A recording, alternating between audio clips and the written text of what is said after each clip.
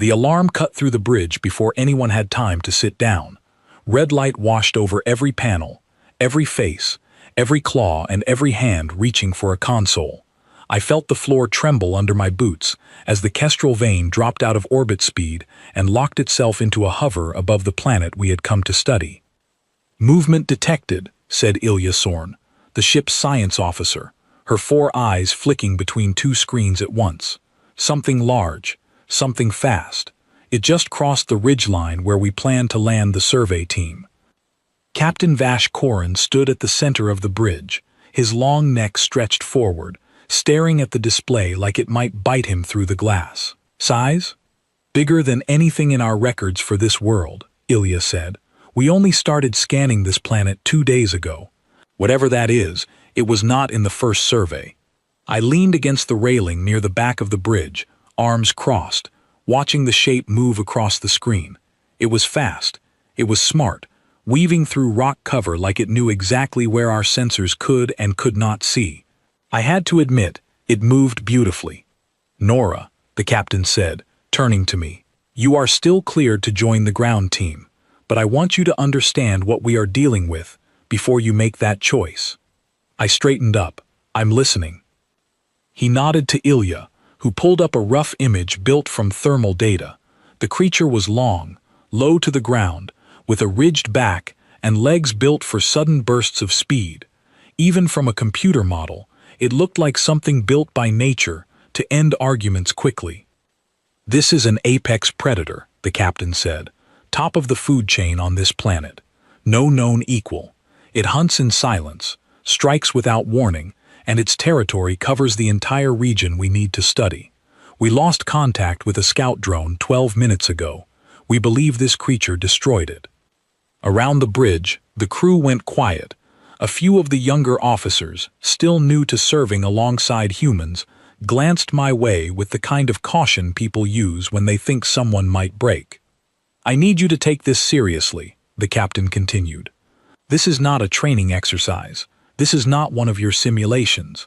If that thing finds you before you find it, there will be nothing left to send home." I looked at the image again, the ridged back, the low crouch, the way its legs coiled like springs before each stride. I laughed. It was not a big laugh, not a mocking one, just a short breath of amusement that slipped out before I could stop it. But in a room full of people who had just been told a monster was loose outside our hull, it landed like a thunderclap. Ilya turned in her chair. "Something about this is funny to you?" "No," I said, still smiling. "Not funny, familiar." Captain Korin's neck tilted, the closest thing his species had to raising an eyebrow. "Explain." I pushed off the railing and walked closer to the screen, studying the creature's build the way I would study a puzzle I already knew the answer to. "You said apex predator, top of the food chain, no known equal." I turned to face the room. "Which one?" Silence. "I'm serious," I said. "Which apex predator? This galaxy has a lot of them. I've met a few." Ilya blinked, all 4 eyes at once, which I had learned meant genuine confusion. "You have encountered creatures like this before." "Encountered," I said. "Hunted, cooked, and eaten. 6 of them, so far." The bridge went so quiet I could hear the hum of the ship's engines through the floor. Someone near the back dropped a data pad, and the small clatter sounded enormous. Captain Korin stared at me for a long moment, his long neck perfectly still. "6. 6, I confirmed. Different planets, different biology, all of them at the very top of their food chain when I found them, all of them very sure that nothing could hunt them back." "You are joking," said a younger officer near the navigation console, a Threll named Dax with pale blue skin and nervous eyes. "I wish I was," I said, and I meant it a little. Some of those hunts had not been fun. Survival rarely is. But no, I'm not joking. The captain studied me the way he might study a reading on a broken instrument, unsure whether to trust it. "You told me during your recruitment interview that you had wilderness survival experience. You did not mention this. You didn't ask if I'd eaten anything that could have eaten me first," I said. It didn't seem like standard interview material. A ripple of nervous laughter moved through part of the bridge, quickly cut off by the seriousness still hanging in the red emergency light. Ilya leaned forward, curiosity overtaking her earlier alarm. "You say this so easily, as if it means nothing." "It means a lot," I said. "It means I paid attention.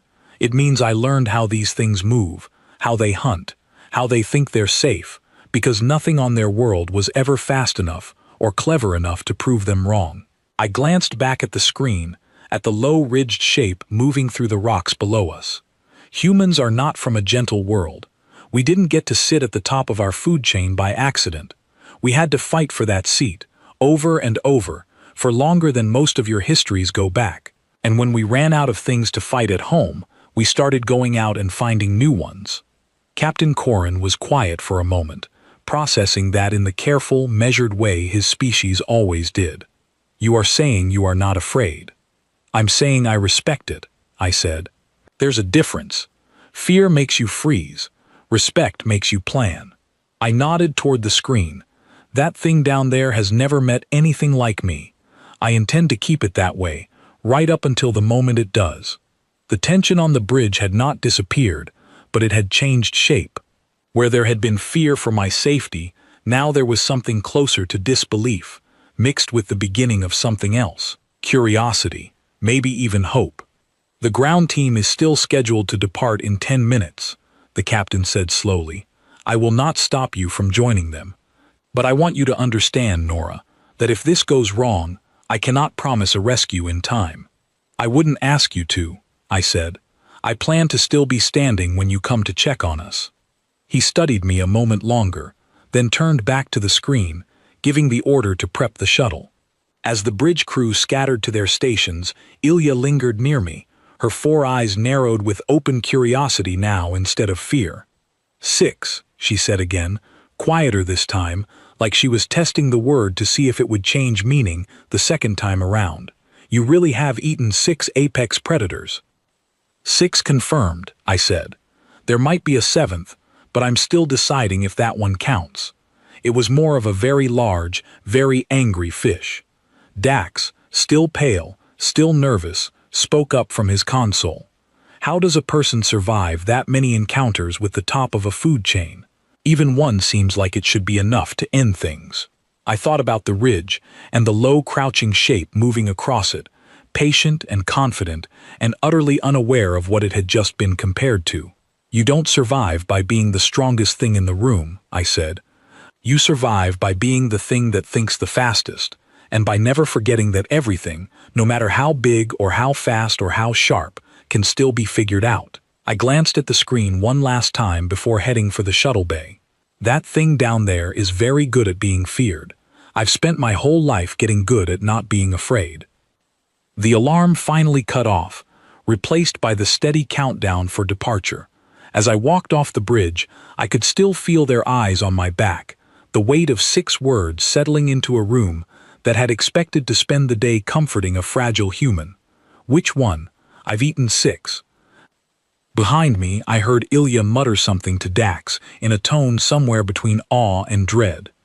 "I think," she said, "we may have been worrying about the wrong species."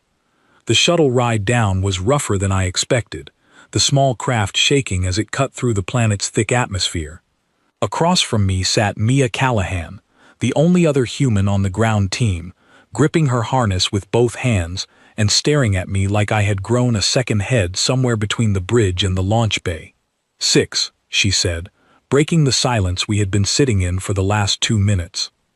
"You've actually eaten 6 apex predators." "Confirmed 6, I said. "Give or take a debate about a very large fish." "You never told me this," Mia said. "We trained together for 8 months before this mission." 8 months, Nora. You never once mentioned that you eat things that are supposed to eat you." "It never came up," I said, watching the clouds outside the small window turn from white to gray to the deep orange of the planet's lower sky. "It's not exactly small talk." Mia let out a short laugh, more nervous than amused. "I feel like it should have come up before we agreed to walk into the territory of a 7th one." Beside her, Ilya Sorn sat with a datapad balanced on her knees, still watching me with the same careful curiosity from the bridge. She had asked to join the ground team after the briefing, telling the captain she wanted to observe the human specimen firsthand. Her words, not mine. "Tell us," Ilya said. "Please, I want to understand how this became a normal part of your life." I settled back into my seat as the shuttle leveled out, the worst of the turbulence behind us. There was still time before landing, and if there was one thing I had learned about long missions, it was that a good story made the waiting easier for everyone. "I grew up on a colony world called Harrow's Edge," I said. "Not the kind of place you'll find in a travel guide. It's a frontier settlement, out past the safe corridors, on a planet that never got the memo about being hospitable. The soil is thin, the weather turns without warning, and the local wildlife did not appreciate us showing up." "How young were you when you first encountered one of these predators?" Ilya asked. 9, I said. Mia's eyebrows shot up. 9 years old. "My family raised livestock on the edge of the settlement, past the fence line, because that's where the land was good enough for grazing. One night, something got into the pen, not a small something, a creature the locals called a ridgeback, though it didn't look anything like the small thing on the planet below us, despite the name. 11 feet long, built low, with a jaw that could snap a fence post in half." "What happened?" Mia asked, leaning forward despite herself. "My father drove it off with a signal flare and a lot of noise," I said, "but it came back 3 nights later. And it kept coming back, smarter each time, learning our patterns, learning when we slept and when we didn't. That's the thing people don't understand about apex predators. The reason they're at the top isn't just strength, it's intelligence. They learn." "So your family had to hunt it," Ilya said. "Eventually," I said. "It wasn't a choice by then. It was that thing, or us. My father and 2 neighbors tracked it for 6 days before they finally caught up to it. I wasn't there for that part. I was only 9, remember? But I was there for what happened after." "Which was?" Mia asked, though I could tell part of her did not want to know the answer. "We didn't waste it," I said simply. "On a frontier world, nothing goes to waste, especially not that much meat. My grandmother cooked it over 3 nights, turned most of it into something that fed half the settlement. I remember being scared to try it. I remember my father telling me that the thing that had haunted our nights for 2 weeks was now just dinner, and that eating it meant it couldn't scare me anymore." The shuttle hit a small patch of turbulence, and Mia gripped her harness again, though I noticed she was listening too closely to be truly focused on the shaking. "After that," I continued, "it stopped being something unthinkable. It became something practical. Frontier life teaches you that fear is a tool, not a wall. You're allowed to be afraid of something right up until the moment you need to stop being afraid and start being useful." "And the second one?" Ilya asked, her datapad forgotten in her lap. "The second one wasn't on Harrow's Edge," I said. "That one came later, when I joined the Deep Survey Corps. We were charting a moon with almost no atmosphere to speak of, thick ice caps, and creatures that had adapted to live in tunnels beneath the frozen surface. The locals called it a frostjaw, pale, nearly blind, but with a sense of vibration so precise it could track a footstep through 6 feet of ice." "How did you survive that one?" Mia asked. "By being quieter than it expected," I said. "That's the trick with a predator that hunts by vibration. You don't fight its strength, you take away the thing it relies on. I spent 3 days learning how to move without a sound, testing every step before I trusted my weight to it. When the frostjaw finally came for me, it was hunting a target it couldn't sense anymore, because I had already stopped giving it anything to sense." "And you still ate it," Ilya said, not quite a question. "The survey team did," I said. "Waste nothing, remember? Though I'll admit, that one needed a lot of seasoning. Frostjaw meat is an acquired taste." Mia laughed despite herself, the sound breaking some of the tension that had settled over the cabin since the alarm first went off on the bridge. "You talk about this like it's a cooking show." "In a way, it is," I said.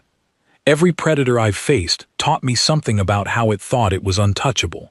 And every meal afterward was proof that untouchable doesn't exist. Not really. just things that haven't met the right kind of trouble yet. Ilya tilted her head, studying me with an expression I was beginning to recognize as her version of deep thought. On my planet, we have stories about creatures like these. We tell our children to fear them, to respect their place at the top of the world. We do not tell stories about defeating them. We tell stories about surviving them, about staying out of their way. That's not wrong, I said. Surviving them is smart, but humans come from a history where surviving wasn't always enough. Sometimes you had to push back, had to prove that the world belonged to more than just the strongest set of teeth in it. It's not about being reckless. It's about refusing to accept that something gets to be untouchable just because it's big, or fast, or sharp. The shuttle's descent alarm chimed softly, a gentler cousin of the harsh alert that had rattled the bridge earlier. Through the window, I could see the planet's surface rising to meet us, jagged ridgelines cutting through orange haze, the kind of terrain that could hide almost anything. "We're approaching the landing zone," the pilot's voice crackled over the comm. 2 minutes out. Mia's grip on her harness tightened again, though this time it looked less like fear and more like focus settling into place. "You said 6, she said. "That's only 2. "There's a third," I said, watching the ridgelines grow closer through the window. "That one's a longer story. Desert world, thin canyons, a creature built almost entirely for speed. It nearly cost me my right leg before I understood what I was dealing with." "And the other 3? Ilya asked. "Ocean world, volcanic moon, and a jungle planet that still gives me nightmares, if I'm honest," I said. "Different worlds, different monsters, same lesson every single time." "Which is?" Mia asked. I looked past her, out the window, at the ridgeline where the ship's sensors had first picked up the creature that had started all of this. Somewhere down there, low and patient and utterly confident, it was still waiting, still believing it owned this ground the way every apex predator believes it owns its ground right up until it doesn't. "Nothing stays undefeated forever," I said. "Eventually, something smarter comes along and changes the rules." The shuttle's landing gear extended with a mechanical groan, and through the window the ridgeline grew close enough to see individual rocks, individual shadows, any one of which could be hiding the thing we had come to find. 30 seconds to touchdown, the pilot announced. Ilya set her datapad aside completely now, her 4 eyes fixed on the approaching ground. "I confess, Nora, when the captain warned us about the predator on this world, I expected fear from you, perhaps caution. I did not expect a memory of dinner." "Caution and dinner aren't opposites," I said, checking the straps on my gear as the shuttle began its final approach. "Sometimes they're the exact same plan." Mia let out a breath that was somewhere between a laugh and a sigh, shaking her head as the shuttle's engines shifted pitch for landing. "I don't know whether I'm more scared of that thing out there, or of what you're going to do to it." "Ask me again in a few hours," I said, watching the ground rush up to meet us. "I'll have a better answer once I've seen it move." The shuttle touched down with a heavy thud, dust and dry orange soil kicking up around the landing struts. Through the window, the ridgeline stood silent and still, giving nothing away. Somewhere out there, the 7th name on my list was waiting, and it had no idea that its territory had just become a very different kind of hunting ground. The moment the shuttle door opened, the air hit me like a wall, dry and hot, and carrying a smell like scorched copper. I stepped out first, boots sinking slightly into the orange dust, and scanned the ridgeline that surrounded our landing site on 3 sides.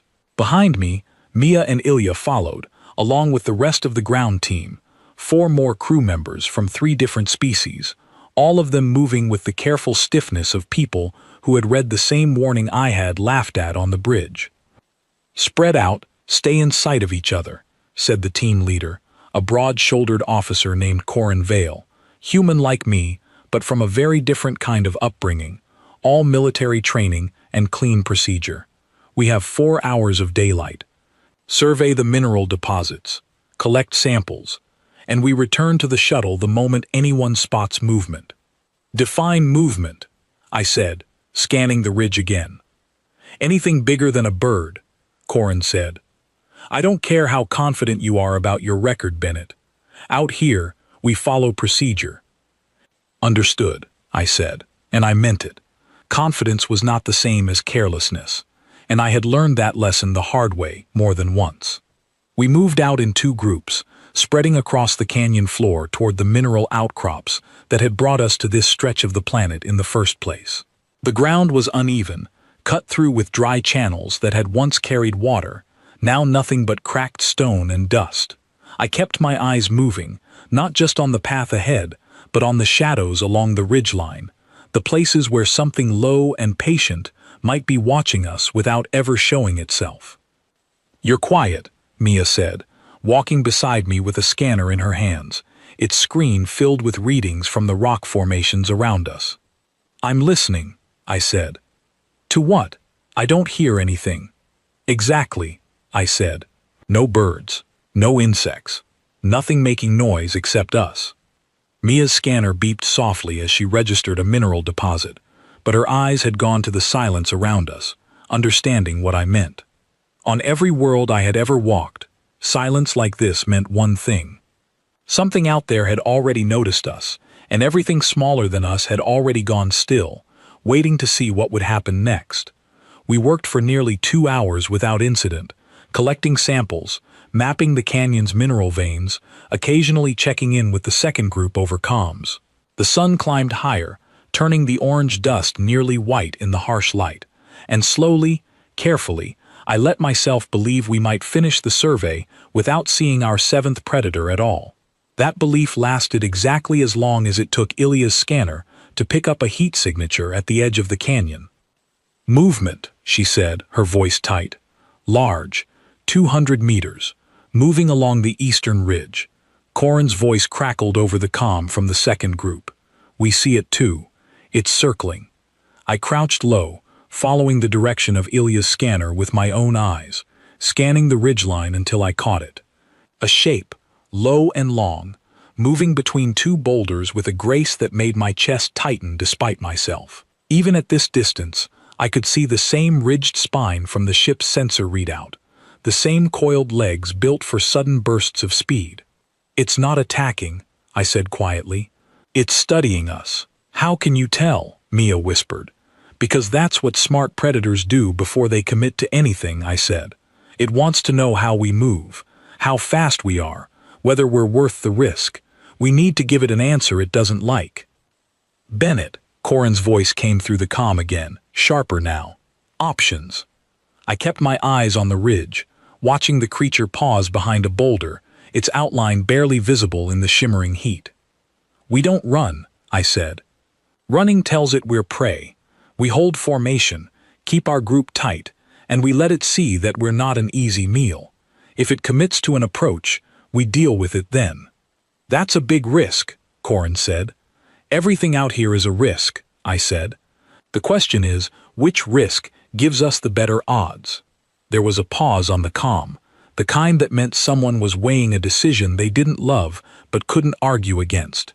"Copy that," Corin said finally. "Second group is falling back toward your position. Hold formation." We drew closer together, 6 of us now forming a loose circle with our backs toward the canyon wall, eyes scanning every direction. The creature on the ridge had stopped moving entirely, and for a long, stretched moment, nothing happened at all.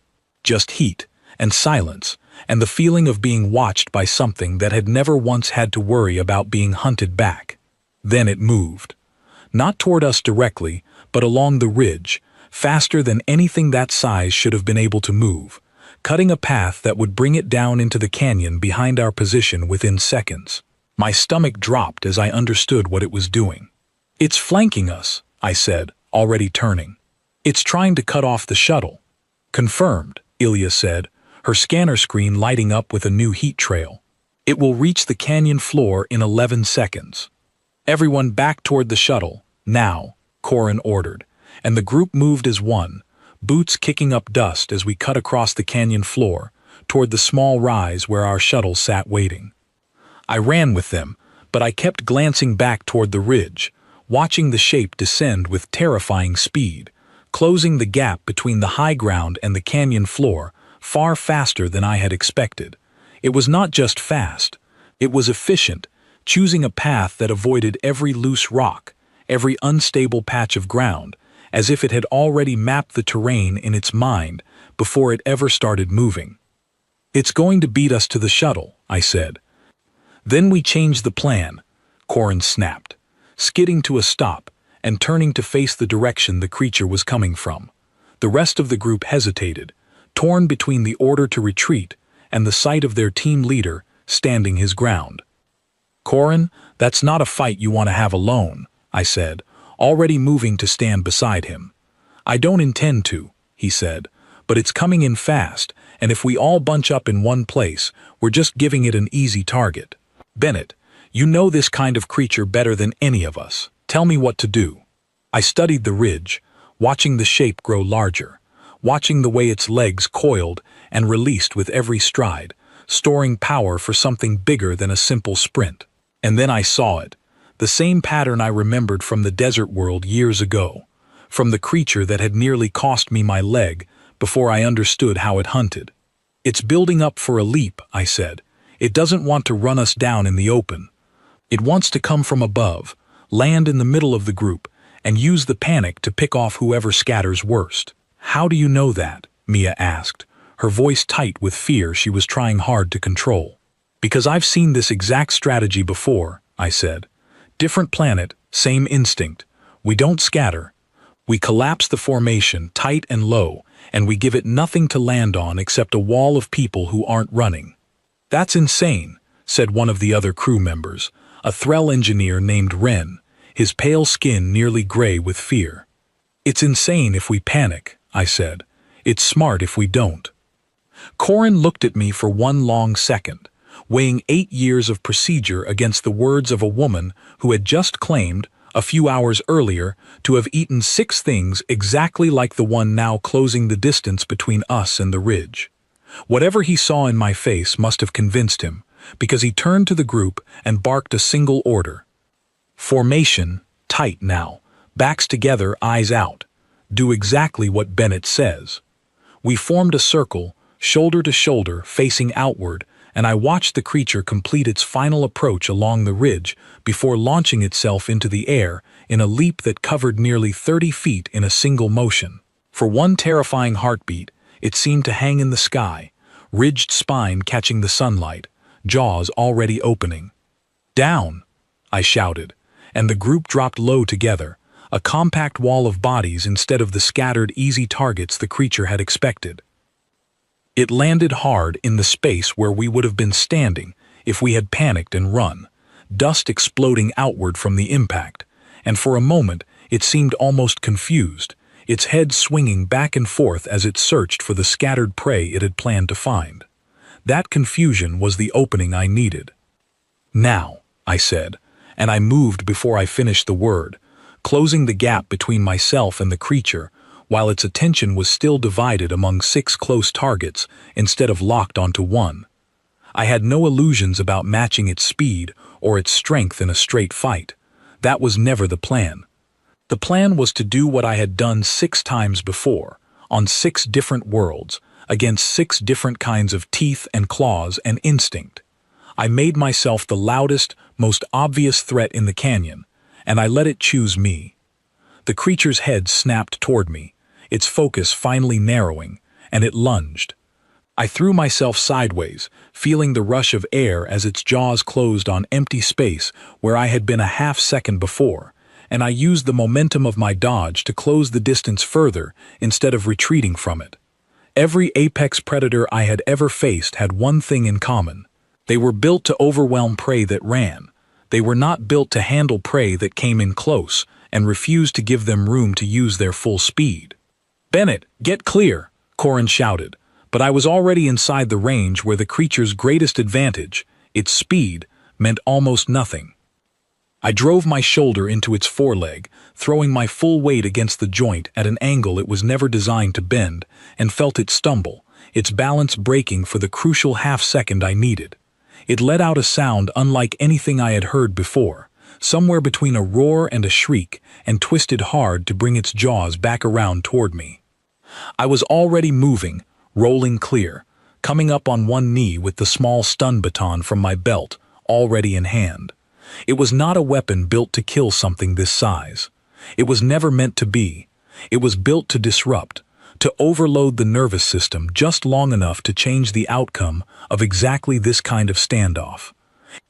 The creature lunged again, and this time I let it get close, closer than every instinct in my body screamed at me to allow, before driving the baton into the soft tissue just beneath its jaw, where the ridged armor along its spine gave way to something far more vulnerable. The shock that ran through it was immediate and total. Its legs buckled, its massive frame crashing down into the dust, just a few feet from where I knelt, breathing hard, every muscle in my body still braced for a fight that had just ended faster than I expected. For a long moment, nobody moved. Then Corin was at my side, pulling me back onto my feet, his eyes wide with something between disbelief and relief. "Is it dead?" Ren asked, his voice shaking. "No," I said, watching the creature's sides rise and fall in slow, labored breaths. "Just down. It'll be disoriented for a while, but it's not going anywhere fast." Ilya approached slowly, her scanner already recording the creature's vital signs, her 4 eyes wide with an expression I had no name for yet. "You did not kill it." "Didn't need to," I said. "Killing it wouldn't prove anything except that I could. Proving it can be beaten, without needing to end it. That's the part that actually matters." Mia let out a breath that turned into something close to a laugh, the tension of the last 2 minutes finally breaking. "You just took down an apex predator with a stun baton, and your shoulder." "Told you," I said, straightening up and brushing dust from my jacket.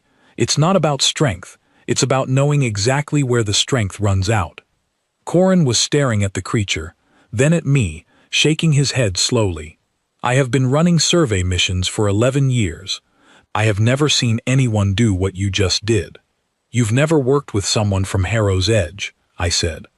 Behind us, the rest of the ground team was slowly gathering closer, some of them still pale with adrenaline, others already pulling out their own scanners to record the unconscious creature sprawled in the dust. The silence that had swallowed the canyon earlier was starting to lift, small sounds of insects and wind returning now that the thing that had frightened them into stillness was no longer a threat. "What happens to it now?" Ren asked, glancing nervously between me and the creature. I looked down at it, at the ridged spine and the coiled muscle in its legs, the same design I had seen 6 times before across 6 very different worlds. A predator built by its planet to be untouchable, until something arrived that refused to accept that word as final. "Now," I said, "we finish the survey, we head back to the ship, and tonight, I think it's about time I told the rest of you exactly how many stories I actually have." The mess hall on the Kestrel Vein was never designed to hold this many people at once, but that night, it seemed like half the crew had found a reason to be there. Word of what happened in the canyon had spread fast, the way it always does on a ship where everyone lives within a few hundred feet of everyone else, and by the time I walked in, still smelling faintly of dust and dry heat, there were more eyes on me than I had expected. "There she is," Mia called from a table near the center of the room, waving me over with a grin that had replaced the fear from earlier in the day. The woman who used her shoulder as a weapon against something that could have swallowed her whole. "It was a joint, not a whole body," I said, sliding into the seat beside her. "Big difference in how much damage you can do." Captain Corin sat across from me, his long neck tilted in a way I had learned meant genuine interest rather than his usual careful neutrality. "The footage from Ilya's scanner has already reached most of the senior staff," he said. "There is considerable discussion about what we witnessed today." "Good discussion, I hope," I said. "Confused discussion," Ilya said, taking the seat beside the captain, her datapad set aside for once. "You told us this morning that you had eaten 6 apex predators. This afternoon, you disabled a 7th without ending its life. I find myself trying to understand how both of those things can be true of the same person." I smiled, reaching for the tray of food that had been set in front of me, something the ship's kitchen had put together from local ingredients gathered during the survey, along with a portion of preserved rations from home. They're not contradictions, I said. They're the same lesson, applied differently depending on the situation. Sometimes survival means proving a predator can be beaten and letting it live with that lesson. Sometimes it means something else entirely. Tell us about the third one, Mia said, leaning forward with the eagerness of someone who had been waiting all day to ask. The desert world, you said it nearly cost you your leg. I set my fork down, letting the memory settle before I spoke, choosing my words the way I always did when a story mattered more than just entertainment. That one was different from the others, I said. I was 22, working a survey contract on a desert world, with thin canyons, and almost no water anywhere on the surface. The creature there was built almost entirely for speed, faster than anything I had faced before or since. It hunted in short, brutal bursts, covering ground so fast that by the time you saw it, you had already lost most of the time you needed to react. How did you survive something faster than you could see coming? Ren asked from a nearby table, clearly listening despite pretending to focus on his own meal. I didn't outrun it, I said. Nobody outruns something built purely for speed. Instead, I studied the canyon it hunted in for 3 days before I ever set foot inside its territory. I learned every turn, every narrow passage too tight for something its size to move through at full speed. When it finally came for me, I didn't try to escape in a straight line. I led it through terrain that forced it to slow down, again and again, until the gap between its speed and mine stopped mattering. And your leg? Ilya asked. One mistake, I said. One turn I misjudged, and it caught up faster than I expected. I still carry the scar, but I also carry the lesson, and out here, that trade has always felt worth it. Captain Corrin studied me for a long moment before speaking again. You make it sound almost simple. Study the terrain, understand the pattern, and yet you speak of creatures that have killed trained hunters on their own worlds. It's not simple, I said. It's just consistent. Every apex predator I've faced believed the same thing about itself, that nothing in its environment could threaten it, because nothing ever had.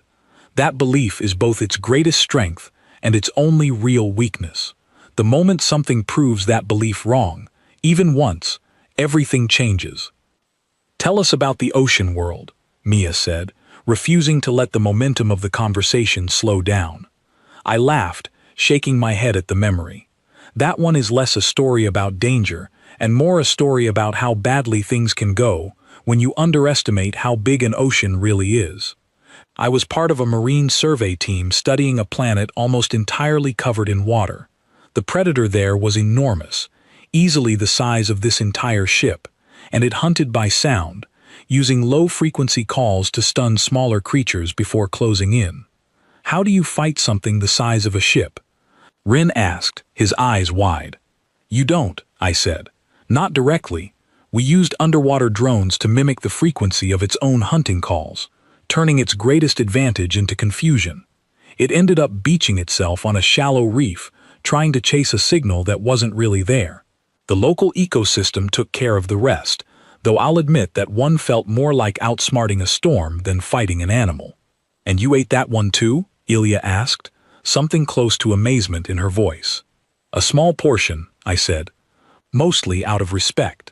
There's a tradition among survey crews that if a predator nearly ends your mission and you still walk away, you honor it properly instead of just walking past the body.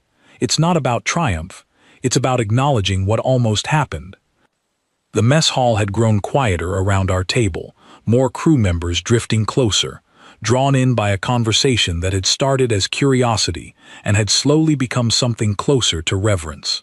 Captain Corrin noticed it too, glancing around at the gathered crowd before looking back at me. You have an audience, he said. I noticed, I said, though I did not mind it. If there was one thing frontier life had taught me, it was that stories like these were not meant to stay locked away. They were meant to be shared, passed down, turned into something the next generation could learn from before they ever had to face the same lessons themselves. The volcanic moon, Mia prompted. You mentioned it earlier. What happened there? That one is short, I said. A creature built to survive in heat that would kill almost anything else instantly, hunting along fracture lines in the rock where heat vented up from below. It nearly got the better of me until I realized it avoided open ground, preferring the narrow fractures where the heat gave it cover. I lured it into open terrain where the heat wasn't there to hide it, and once it lost that advantage, the fight was over quickly. "And the sixth," Ilya said. "The jungle world. You mentioned nightmares." I paused, and this time the pause was not for effect. Some memories carried more weight than others, and that one still sat heavier in my chest than the rest combined. "That one taught me something the others didn't," I said. "Not every predator hunts alone. The creature on that jungle world coordinated with a pack, using tactics that felt almost too intelligent for something without language as we understand it. I lost someone on that mission. A friend, someone I had trained beside for years. That's the one I don't tell for entertainment. I tell it because it's the reason I take every single warning seriously, even when I laugh at first." The mess hall had gone completely silent now, the earlier lightness replaced with something heavier, more honest. Mia reached over and placed a hand briefly on my arm. No words needed for the gesture to land. "I apologize," Ilya said quietly. "I did not intend to bring up something painful." "You didn't do anything wrong," I said. "It's a fair question, and it deserves an honest answer. Every one of those 6 taught me something. Some of those lessons cost more than others." Captain Corin leaned back slightly, studying the room, the crowd of crew members who had gathered without fully realizing how far they had drifted from their own tables. "I think I understand now," he said, "why you laughed this morning, and why that laugh unsettled so many of us. It was not arrogance."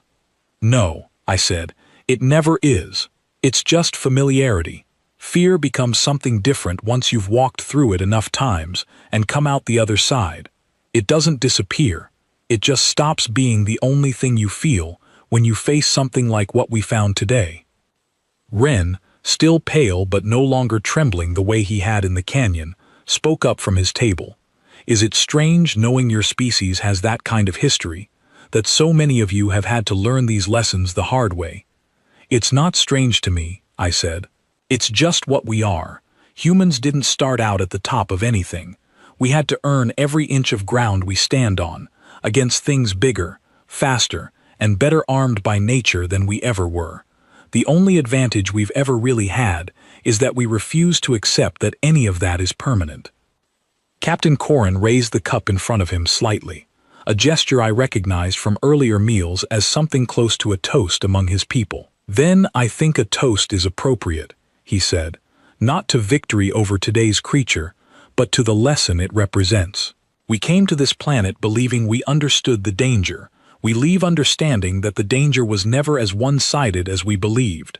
Around the table and around the mess hall, cups and glasses rose in a quiet, informal salute, the kind that meant more than any formal ceremony could have managed.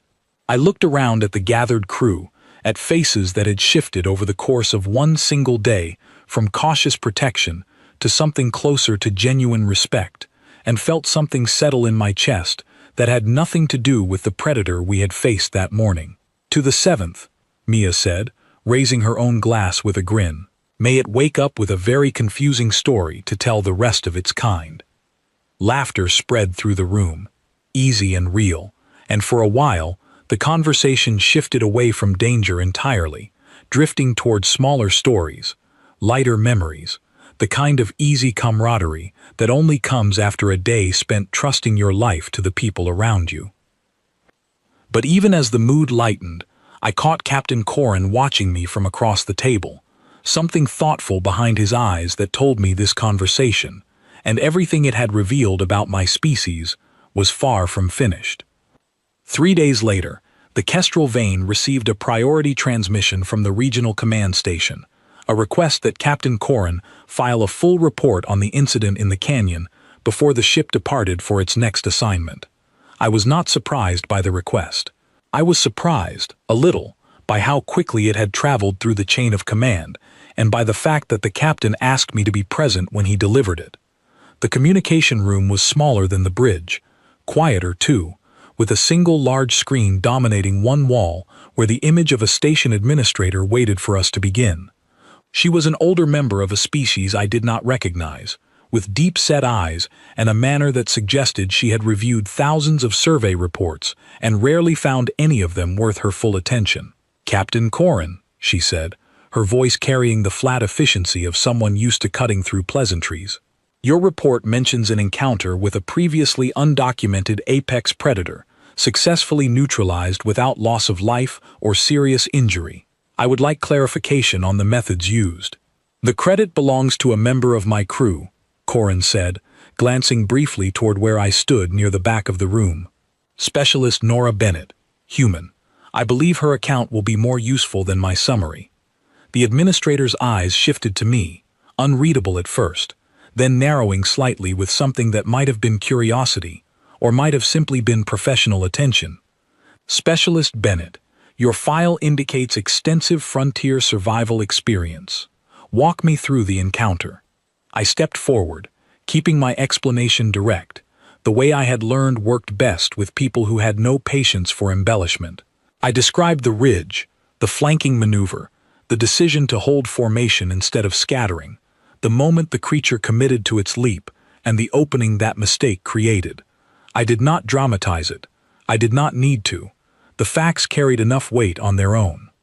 When I finished, the administrator was quiet for a long moment, studying something on a screen out of view before speaking again. "This is not the first report of its kind that has crossed my desk in recent months," she said.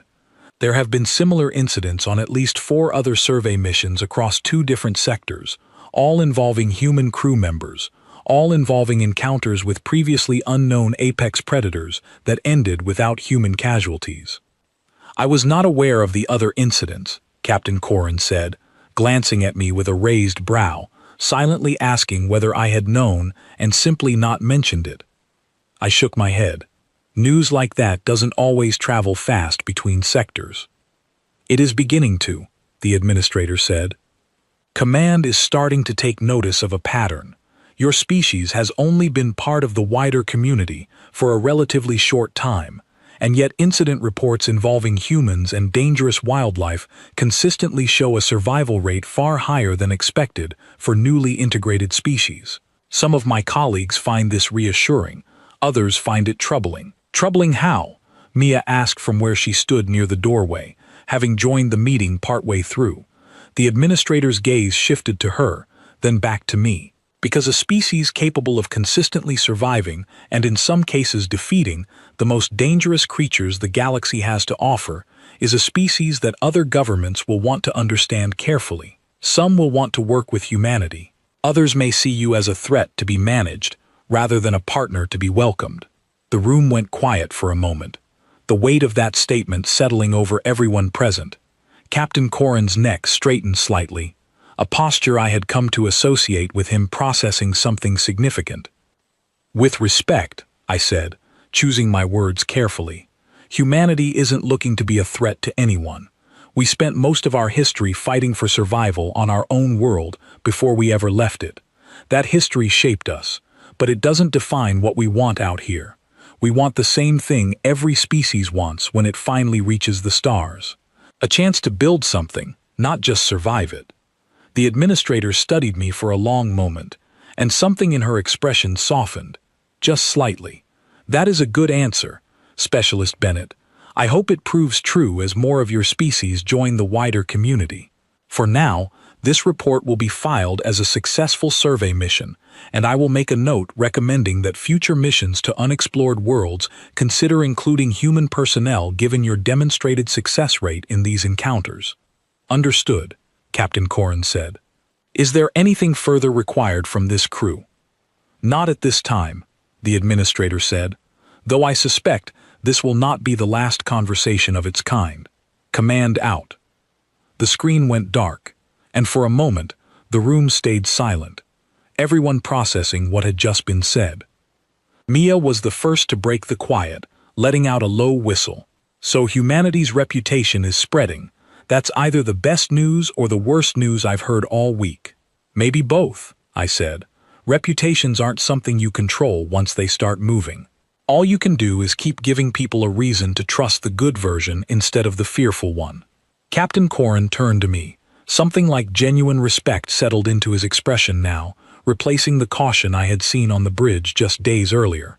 "When you first came aboard this ship, Nora, my crew was instructed to treat you with additional care, extra safety protocols, reduced solo assignments. I confess, I approved those measures myself, based on assumptions about your species that I now understand were incomplete." "You weren't wrong to be careful," I said.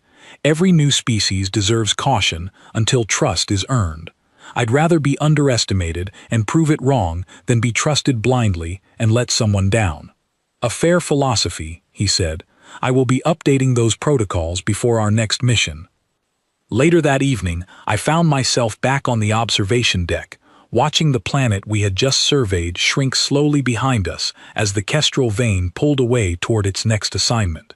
Mia joined me after a while, 2 cups of something warm in her hands, offering me one as she settled onto the bench beside me. "You've been quiet since the meeting," she said. "Just thinking," I said, wrapping my hands around the warm cup, "about what the administrator said, about what it means if humanity starts getting a reputation like that across the galaxy." "Scary thought?" Mia asked. "A little," I admitted. "Reputations can protect you, or they can paint a target on your back, depending on who's looking at them. I don't want humanity to be feared. I want us to be trusted. Those aren't always the same thing." "Maybe they don't have to be opposites either," Mia said. "Fear and trust. Maybe the trick is earning both, in the right measure, from the right people." I considered that for a moment, watching the stars shift slowly as the ship adjusted course. "Maybe," I said. "Ask me again after Predator number 8. Mia laughed, nearly spilling her drink. "You say that like there's already an 8th waiting somewhere." "There's always an 8th, I said, smiling despite myself. "That's the thing about being at the edge of everything we don't understand yet. It's never really finished." Behind us, the ship's comm system crackled softly, Ilya's voice coming through with the kind of urgency that had become familiar over the last few days. "Nora, Captain Corin would like you on the bridge. New scan results from our next assigned system. There's something on the largest moon that the automated survey drones are refusing to approach." Mia glanced at me, eyebrows raised, a knowing smile spreading across her face. "Sounds like your reputation is already working ahead of you." I stood, setting my cup aside, feeling the familiar pull of curiosity mixed with the steady calm that had carried me through 6 encounters before this one, and through a 7th that had already begun rewriting how an entire ship's crew understood my species. "Let's go see what number 8 looks like," I said, heading for the bridge with Mia close behind, the ship humming quietly around us as it carried us toward whatever waited next among the stars. Because that was the truth no briefing room warning had ever managed to capture, the thing every apex predator across every world I had ever walked eventually learned the hard way. Being at the top of a food chain only matters until something arrives that refuses to accept the chain as finished. And humanity had never been very good at accepting things as finished.